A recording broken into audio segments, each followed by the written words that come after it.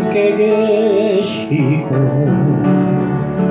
나 소망 잃을 때에도 주님은 내게 오시네.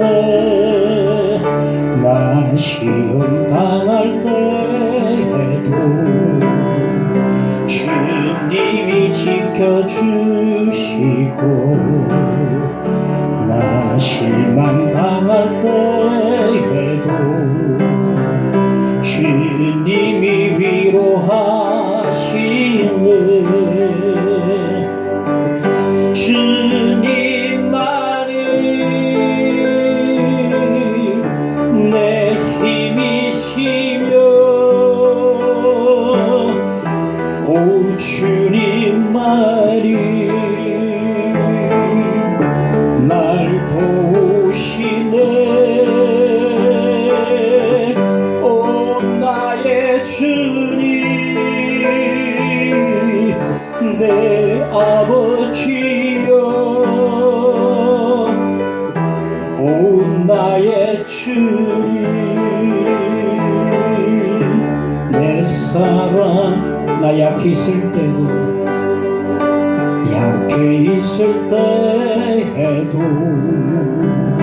주님은 함께 계시고 나 소망 잃을 때에도 주님은 내게 오시네.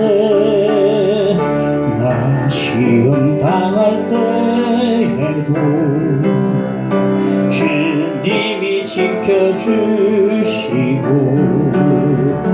나 실망 당할 때에도 주님이 위로하시네. 주님만이 내 힘이시며 오 주님만이 나를 도우시네. 오 나의 주님 내 아버지여 오 나의 주님 내 주님만이 내 힘이시며 주님만이 내 힘이시며 오 주님만이 날 도우시네. 오 나의 주님 내 아버지여 오 나의 주님 내 사랑이여.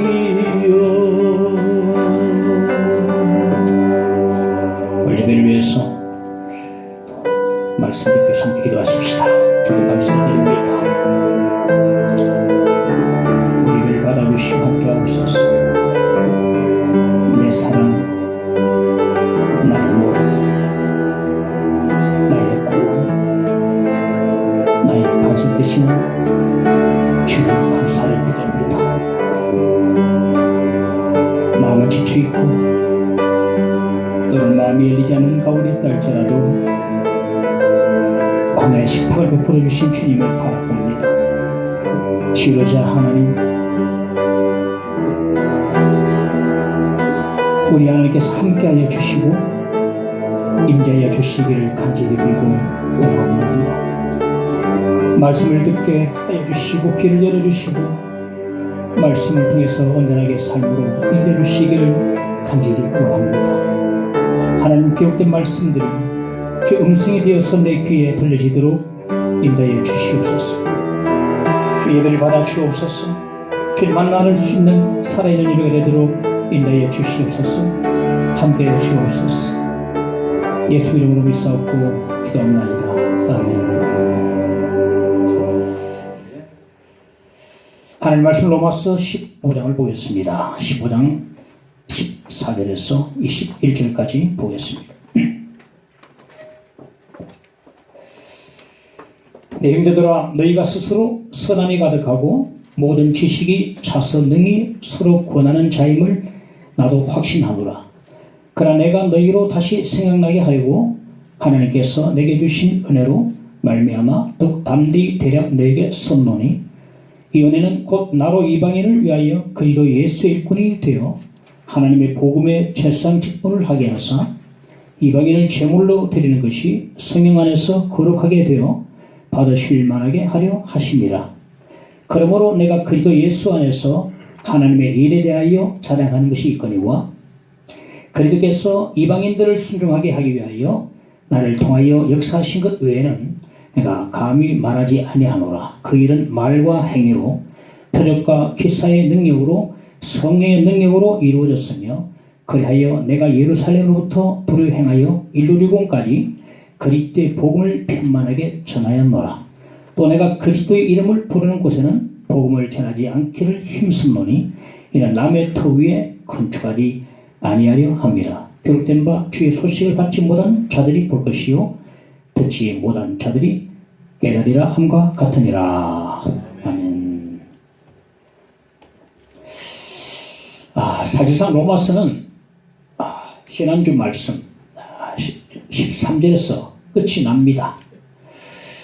로마서 15장 14절부터 16장 마지막 절까지는 이제 로마서를 마무리하면서 바울 사도의 개인적인 이야기를 기록해 놓고 있음을 볼 수가 있습니다.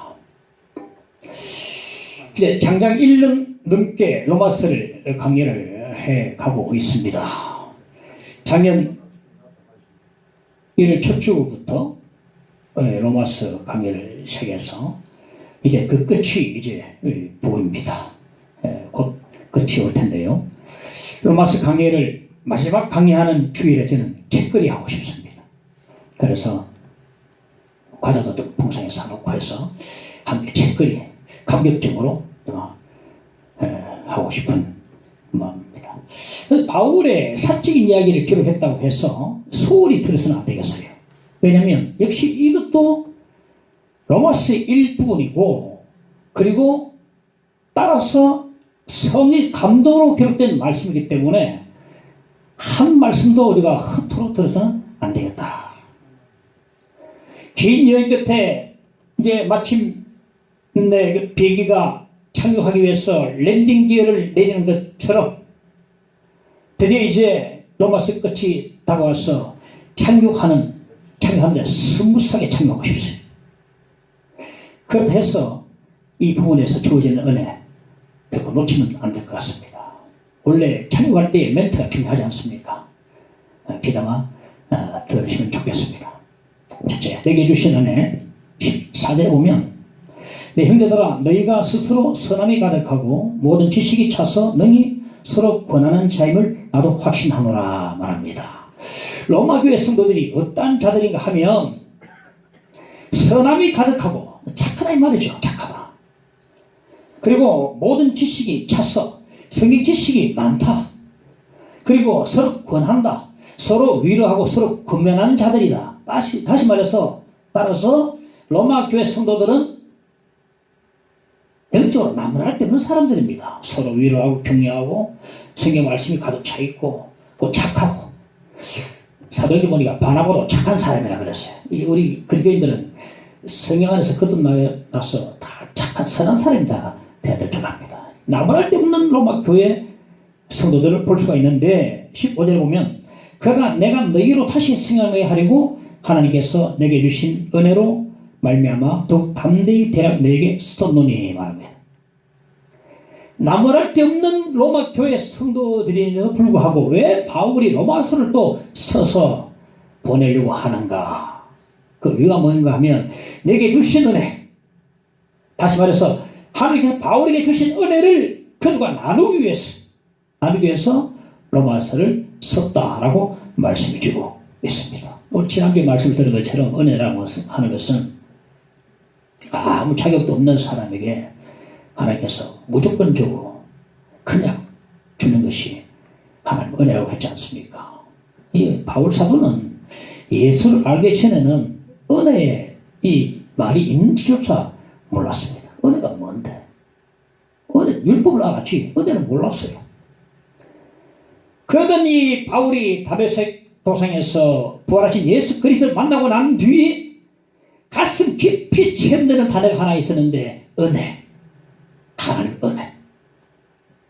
구원의 은혜죠. 구원의 은혜.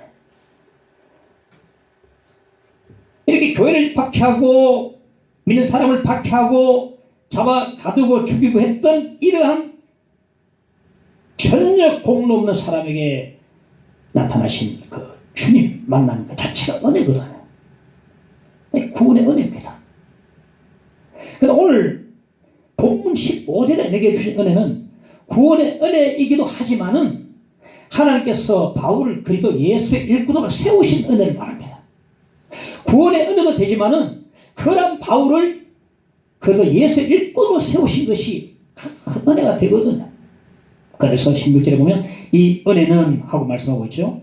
이 은혜는 16절에 이 은혜는 곧 나로 이방인을 위하여 그리스도 예수 일꾼이 되어 말하고 있거든요. 그러니까 내게 주신 은혜는 하나님께서 바울을 그리스도 예수 일꾼으로 세우신 은혜라고 말할 수가 있겠습니다. 찬송가 이런 찬송이 있습니다. 이전에 주님을 내가 몰라 영광의 주님을 비방했다. 지극한 그 은혜 내게 넘쳐 날 불러주시니 고마워라. 천하고 무능한 나에게도 귀중한 직분을 맡기셨다. 그 은혜 고맙고 고마워라.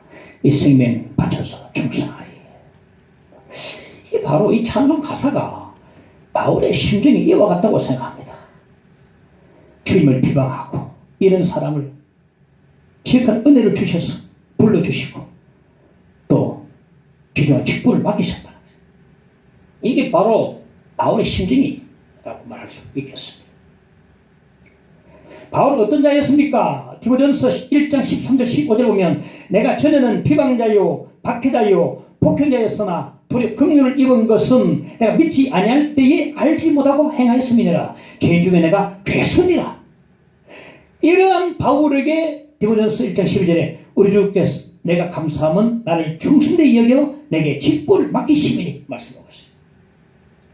다시 말하면 바울 자신은요 아무런 자격도 없는 자라는 것입니다. 아무런 자격도 없는 자. 오히려 비방하고 저를 박해했던 자라고 말해주고 있습니다.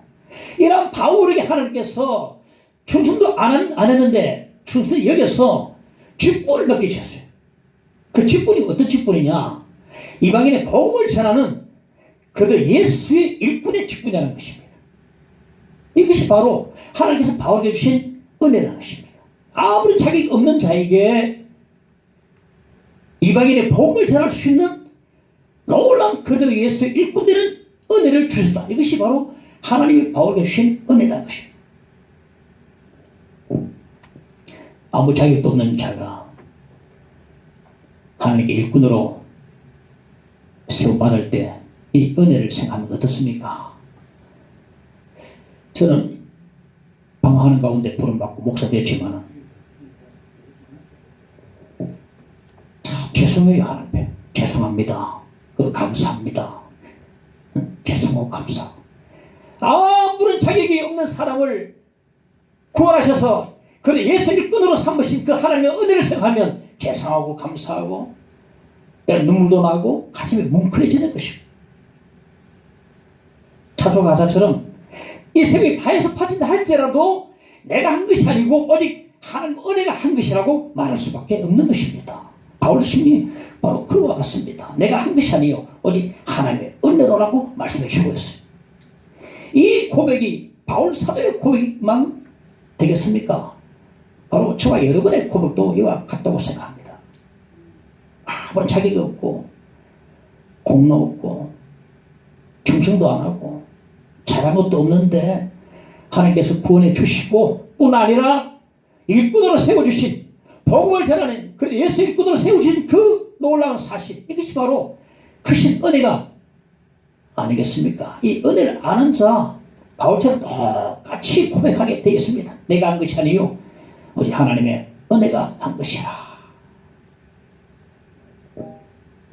바울의 고백이 바로 우리의 고백이 되어야 합니다. 16절에 보면 성삼위 하나님이 나오는데요. 누구의 일꾼이냐? 그리스도 예수의 일꾼이고, 누구의 복음이냐? 하나님의 복음이고, 전도받고 하나님께 나오는 자를 누가 거룩하게 하느냐? 성령 하나님이 거룩하게 하신다고 말씀해 주고 있어요. 그러니까 복음 전도에 관한 한 성부와 성자와 성령의 합동해서 역사하시는 것을 볼 수 있습니다. 이 무슨 의미가 하면, 복음 전도라는 것은 너무나 그 어떤 것보다도 중요하고, 그 무엇보다도 가치가 있고, 그 어떤 것보다도 시급한 일이라는 것을 말씀해 주는 것입니다. 그리고 복음을 전하는 예수 그리스도 일꾼으로 부르심 받은 것은 너무나 큰 영광이요, 큰 은혜요, 큰 사명이라는 것을 말씀해 주고 있는 것입니다. 오늘 예배를 드리고 있지만 예배보다 중요한 것은 복음 전도입니다. 예배 목적은 어디 있습니까? 예수 그리스도를 증거하는 데 있습니다. 증거까지 나가야 합니다. 우리 예배는 은혜 받았다, 만났다라는 것을 증거해야 되는 것이요. 죽은 자를 구원하는 복음 전도가 하나님께서 우리에게 맡겨주신 가장 중요하고 가장 가치 있고 가장 시급한 사실 있는 가치 있는 일이라는 것입니다. 죽은 영혼을 살리는 것 이보다 더 중요하고 가치 있는 거 없겠죠. 그래서 성삼위 하나님께서 합동해서 역사하시는 이 복음 전도 역사하신 거예요. 가치 있는 일, 우리가 내 삶에서 내 생각도 가치 있지만 좀 차원 높은 가치 있는 것으로 좀 돌려야 합니다. 어느 교회에 인쇄소를 하는 젊은 집사님 부부가 있었는데, 그 부부의 꿈이 뭐냐면 50살이 되면 세상 일을 좀 제쳐두고 세계 선교에 좀 뛰어들고 싶은 생각에 간절해서 두 부부가 마음이 딱 같았어요. 그 부부가 목사님께 말하기를, 우리는요 목사님은 안 부럽습니다. 그런데 가장 부러운 부부가 있는데 우리 교회에 정말 전도와 선교에 미쳐 사는 그 장로님과 권사님 부부는 정말 부럽습니다. 우주사 그렇게 되기를 기도하고 있습니다. 그런 말했습니다. 뭐가 가치 있는 일, 예배도 가치 있지만 예배보다 더한 가치 있는 일, 궁극적인 가치, 우리가 왜 존재하는지, 의식주 문제, 먹고 사는 것 당연하게 우리가 가치 있습니다만 그보다 더 궁극적인 가치 있는 것, 이 복음 전도거든요. 이게 복음 전도. 부름받아 나서님은 어디든지 가오리다. 괴로우나 즐거우나 주만 따라 가오리니 어느 누가 막으리까? 죽으면들 막으리까? 어느 누가 막으리까? 죽으면들 막으리까? 아골골 잡힌들에도 복음 들고 가오리다. 소돔 같은 거리에도 사랑 안고 찾아갔어. 종의 몸에 지닌 것도 아낌없이 들으리다. 종의 몸에 지닌 것도 아낌없이 들으리다. 아무런 자격이 없는 자가 구원을 받고 은혜를 받고 또 그래도 예수 일꾼으로 세움받은 이 놀라운 은혜를 받으면요 몸둘 바를 모릅니다. 어떤 목사님은 자다가도 깨가지고 감사합니다. 감사합니다. 감사합니다. 감사합니다. 정말 거듭난 사람들은 감사가 터져나오게 되겠다. 그래서 가장 가치 있는 일, 이 복음 전도에 내 모든 것을 다 쏟아붓고 미진에 나가게 되는 것입니다. 누가 막으리요? 악도시 들리다.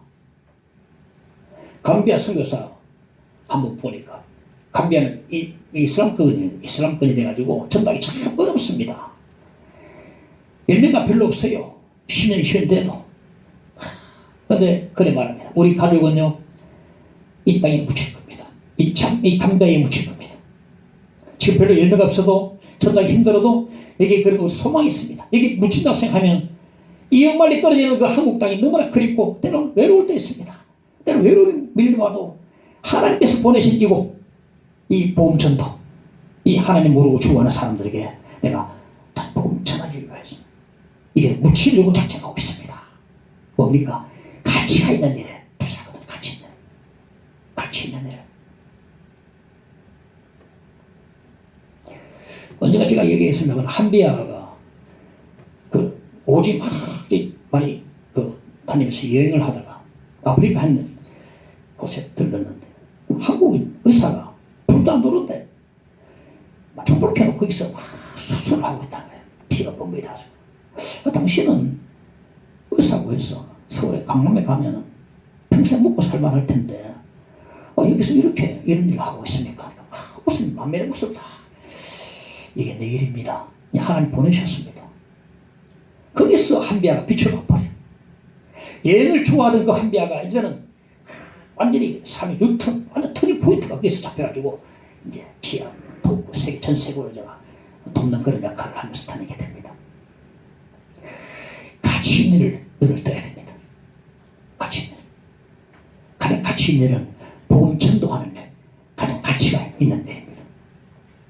둘째, 복음의 제사장입니다. 16절에 보면 이 은혜는 곧 나로 이방인을 위하여 그리고 예수의 일꾼이 되어 하나님의 복음의 제사장 직분을 하게 하사 이방인을 제물로 드리는 것이 성령 안에서 거룩하게 되어 받으실 만하게 하려 하십니다. 구약의 제사장은 아무나 될 수 있는 게 아니었습니다. 하나님께서 아론과 그 아들들을 불러서 제사장으로 삼으셨어요. 하나님께서 특별하게 부르신 자들만 제사장이 되었습니다. 바울 사도는요, 자신을 복음의 제사장이라고 말해주고 있습니다. 제사장의 하는 일이 뭡니까? 하나님과 죄인들을 중재하고 화목시키는 일을 하거든요. 이 화목시키려 하면 화목 제물이 필요합니다. 오늘 본문에서 바울은 자신을 복음의 제사장으로 그리고 하나님께 드리는 제물, 이방인들 하나님의 제물로 그렇게 보고 있습니다. 전도는 하나님과 죄인들을 화목시키는 것을 전도로 보고 있습니다. 그러면 바울 사도만 제사장인가 하면 그렇지 않습니다. 성경에 보면 우리 모든 그리스도인들이 다 제사장이라고 말해주고 있습니다. 베드로전서 2장 9절에 보면 너희는 택하신 족속이요 왕같은 제사장들이요 하거든요. 하나님께서 우리를 부르셔서 제사장 삼으셨어요. 우리는 하나님의 복음의 제사장들입니다. 이 제사장이라면 하나님께 드리는 제물이 필요한데요. 하나님께서 가장 좋아하고 기뻐하시는 제물이 뭐겠습니까? 아직까지 예수를 믿지 않는 이방인들, 불신자들이 가장 좋은 제물이 되는 것입니다.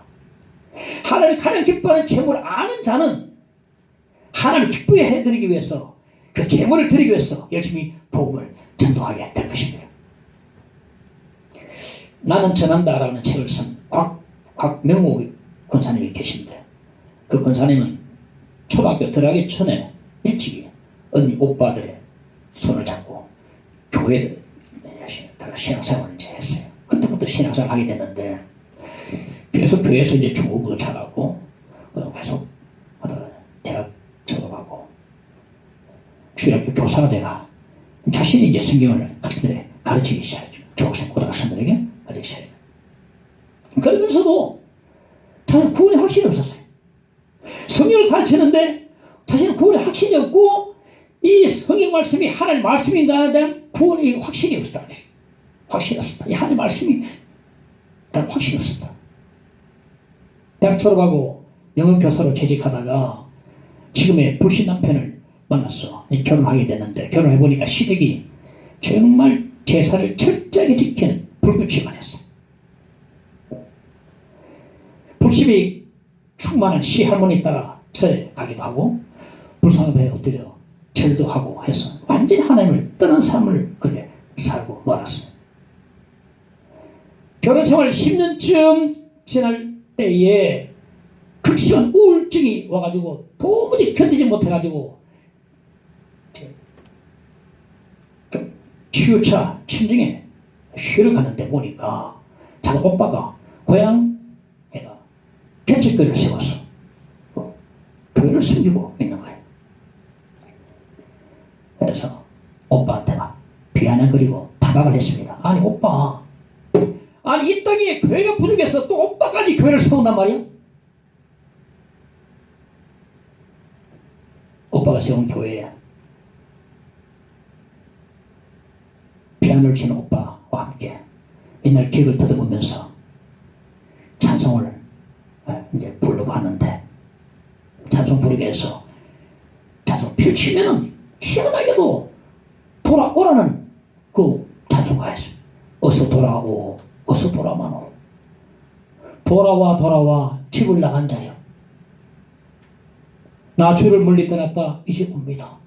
찬송을 펴니까 전부 다 돌아오는 메시지를 가지고 있는 그 가사들로 된 찬송.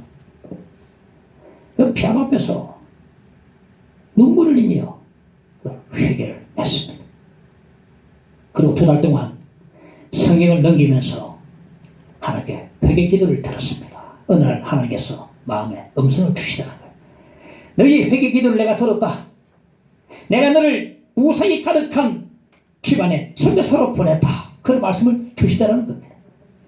그래서 2년 동안 매일 새벽 3시에 일어나서 시댁 식구들의 구원을 위해서 항상 기도를 했어요. 그 기도를 하나님께 들으셔서 그 불교가 충만한 그 가정에, 그 시댁에 놀라운 기적이 일어났어요. 시할머니부터 시작해서 막내 시동생까지 정말 예수를 믿는 놀라운 기적이 그 가정에 일어났어. 복음의 가정이 되었다는 것입니다.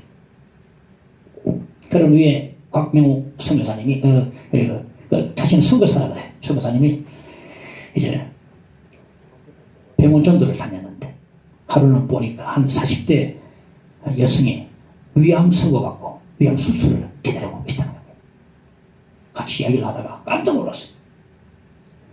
그 자매님의 할아버지가 목사님이셨는데 그 목사님이 누군가 하면 광명옥 이 권사님이 중학교 시절에 미션 스쿨 다녔는데 그 학교에 교목이었어요. 교목. 목사님이었어요.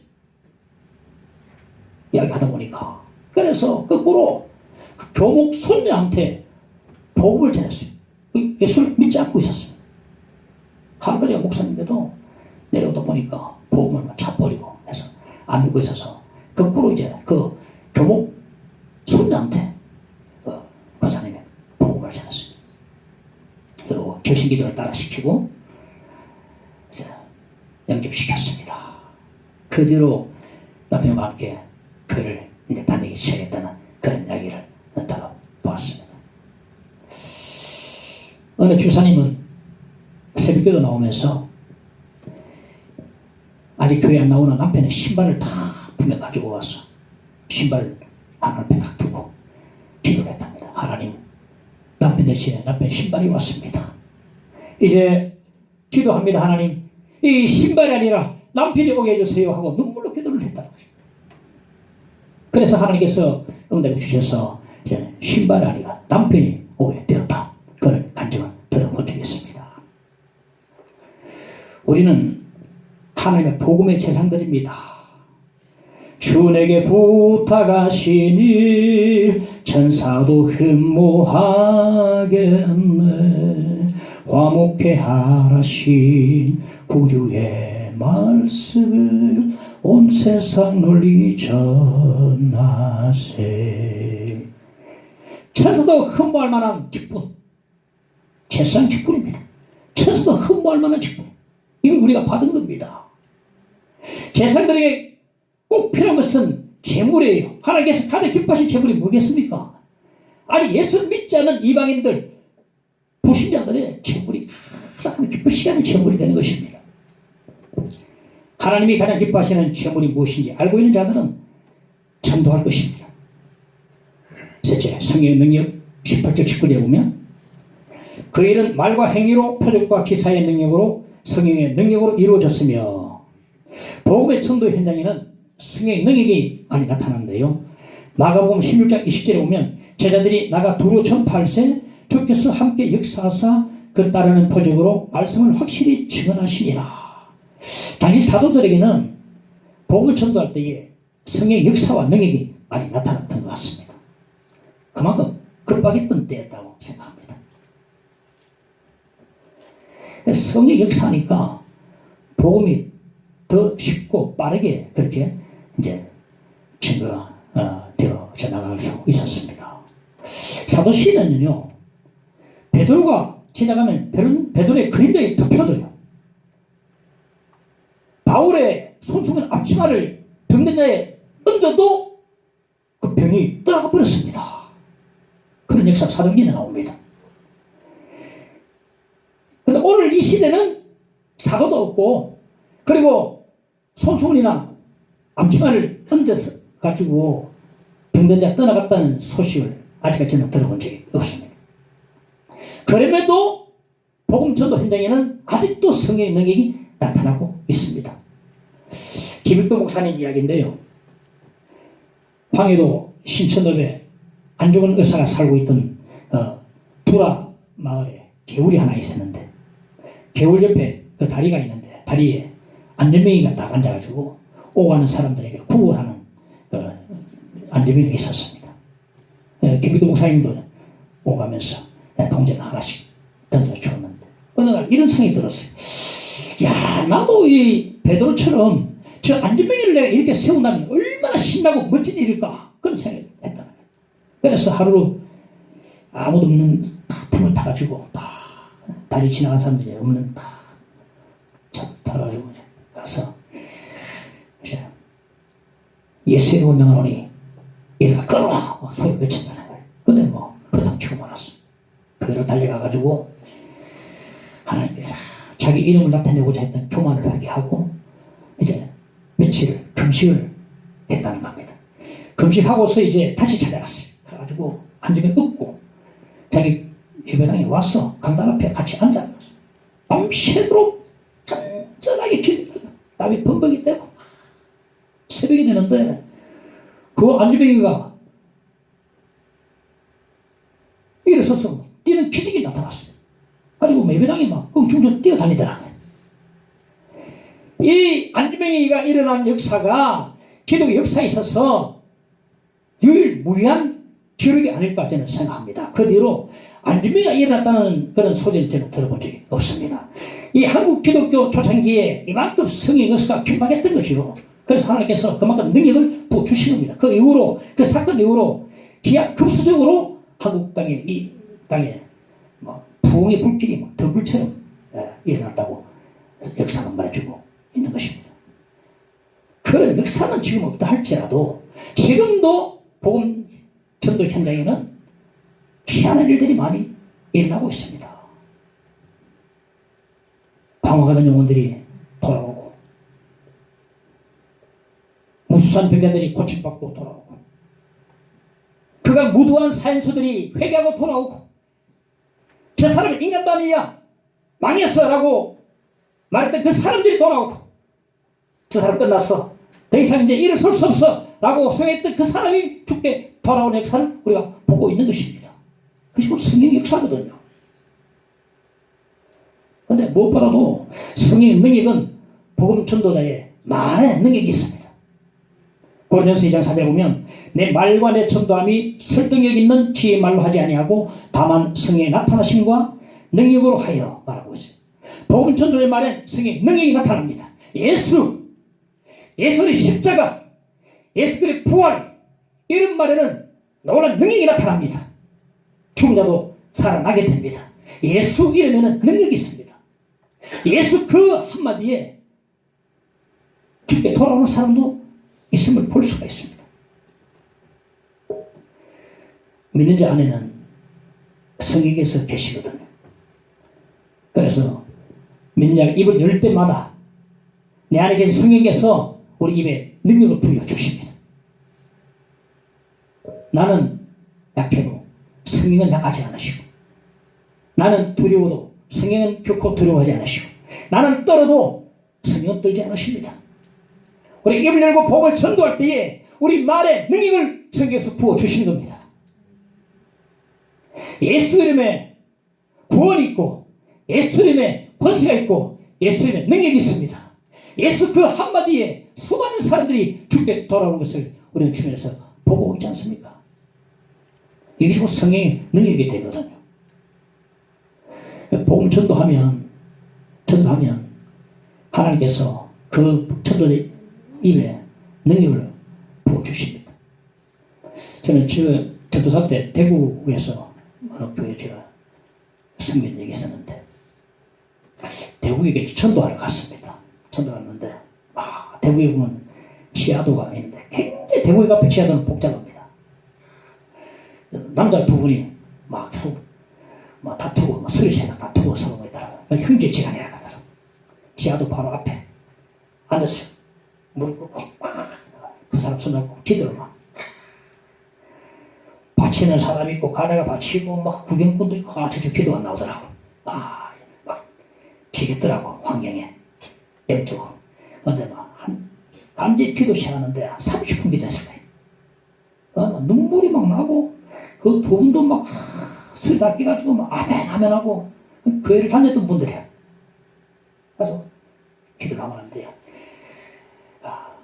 내가 예수를 믿습니다. 내가 교회를 꼭 가까운 교회 나가겠습니다.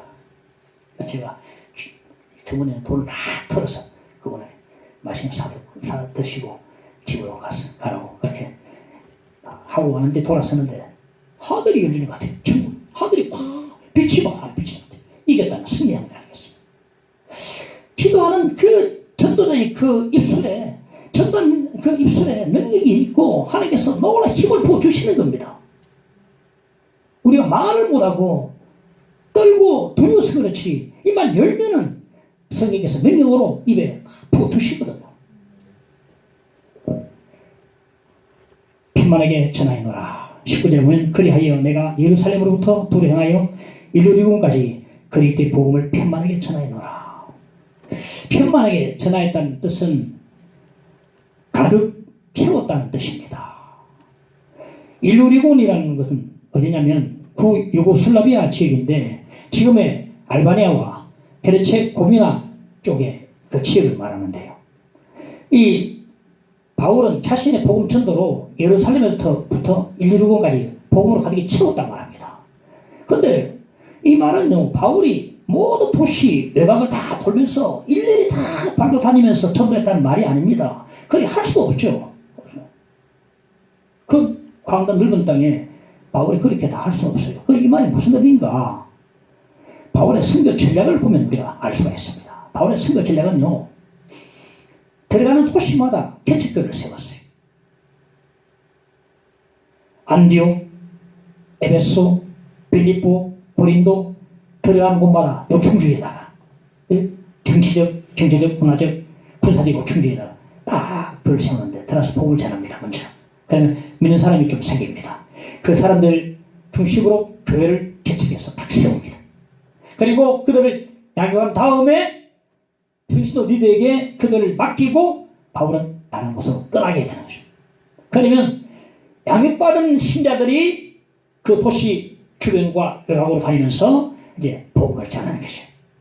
그래서 그곳의 지역이 복음으로 가득 채워지게 되는 것입니다. 절대 바울이 혼자서 막 발품 팔면서 그렇게 구석구석 다니면서 복음을 전하는 게 아닙니다. 은혜 받은 사람들, 믿음을 가진 사람들이, 신자들이 나가서 복음을 전해서 그 지역을 복음을 가득 찬 지역으로 만들어 갔다. 이것이 바로 그 말씀의 내용이 되겠습니다. 오늘 우리도 바울 선교의 전략을 좀 배워야 되겠습니다. 우리가 속한 지역, 우리 손으로 복음으로 채워나가야 해야 되겠습니다. 우리 가정과 우리 직장과 내가 살고 있는 곳, 그리고 우리 교회가 처해 있는 이 감정의 일대를, 이 지역을 우리 손으로 복음으로 가득히 채워나가야 되겠습니다. 이 대표적인 교회가 데살로니가 교회인데요. 데살로니가전서 1장 8절에 보면 주의 말씀이 너희에게로부터 마게도냐와 아가야에만 들릴 뿐 아니라 하나님을 향하는 너희 믿음의 소문이 각처에 퍼졌으므로 우리는 아무 말도 할 것이 없노라 말하고 있어요. 데살로니가 교회 교인들은 바울로부터 복음을 듣고 가만히 있지 않았습니다. 장사에도 복음을 전하고 만나는 사람마다 복음을 전하고 가는 곳곳마다 복음을 전했습니다. 믿음의 소문이 각처로 퍼져나갔습니다. 그 지역에 복음을 듣지 못한 사람이 아무도 없었습니다. 그 지역이 복음으로 가득 차게 되었습니다.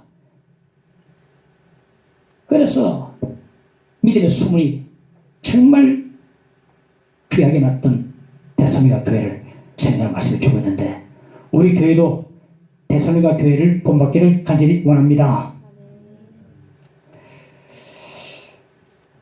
마지막으로 바울 사도의 행복의 경험 말씀을 한번 봅시다. 23절에 보면 이제는 이 지방에 일할 곳이 없고, 그러니까 이 지방이라면 예루살렘과 일루리온 지방을 말하는 같은데, 이제 복음이 가득히 채워짐을 보고 이제 일할 곳이 없다. 이제 떠날 때가 되었다. 그거 느끼고 있는 것입니다. 이제 로마로 이제 떠날 계획을 세우고 있습니다. 떠나면서도 얼마나 행복했겠는가. 복음이 가득히 채워지는 것을 보면서. 그렇습니다. 우리는 그들 예수의 일꾼으로 세움받은 자들입니다.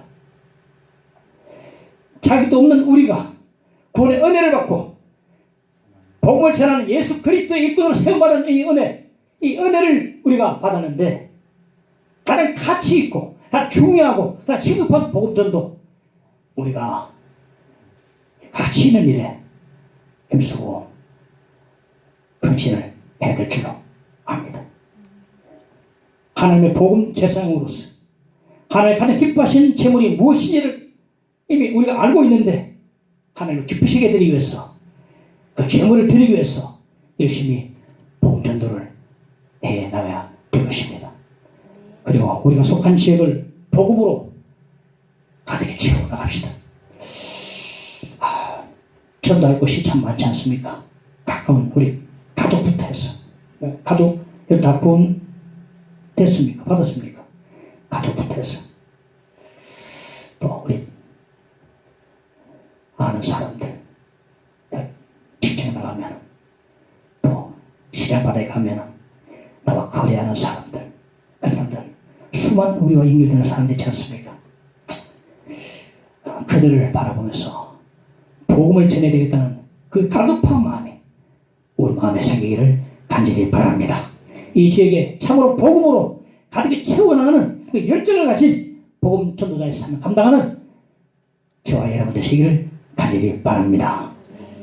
찬양합시다. 부름받아 나서니 몸 어딘지 가오리다. 323장 함께 찬송합시다.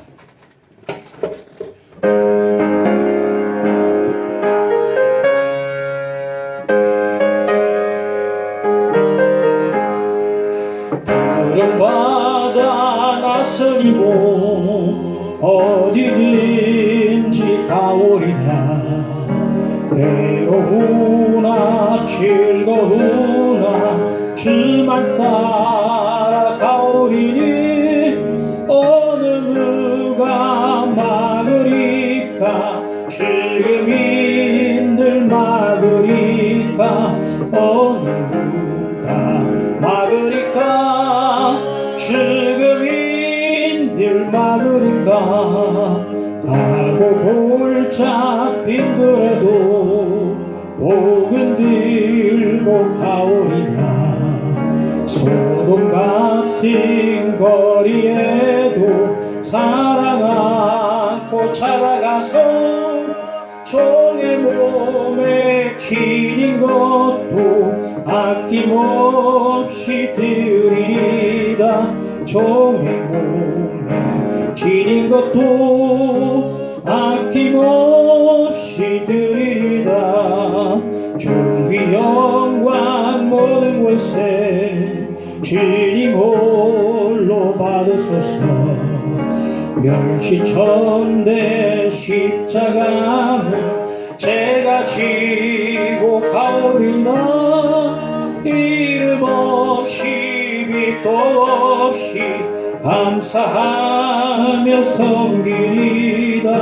이름 없이 빛도 없이 감사하며 섬기리다. 아멘. 말씀 기억하며 섬기기도 하십시다. 주시는 기도드립니다. 하나님께서 저희를 은혜 주시고 그리 예수 일꾼으로 세우신 것을 주여 감사드립니다. 충성되지 못한 자에게 충성되게 여겨서 직분을 주셨는데 이 직분을 감당하기 위해서 우리 마음과 정신과 뜻을 다해서 감당하도록 도와주시고 아버지 하나님이여 참으로 복을 비친 자로서 복을 은혜를 바라는 되도록 함께 섬기시기를 간절히 빌고 원합니다. 성령 능력을 주옵소서. 우리가 입을 열 때마다 전도할 때마다 은혜 주시고 능력 주셔서 주 예수가 증거될 수 있도록 도와주시옵소서. 아버지 하나님 이 지역의 이 일대에 주여 복음으로 가득히 채워나가는 우리 교우들이 되도록 함께 주시기를 간절히 빌고 원합니다. 우리 능력 주시고 은혜 주시고 사명 주시기를 간절히 빌고 원합니다. 주 함께 주옵소서. 주여 도우소서. 할렐루야. 믿습니다. 주여 오소서. 주여 도우소서. 주여 할렐루야. 감사합니다. 예수님으로 싸우고 기도합나이다. 아멘.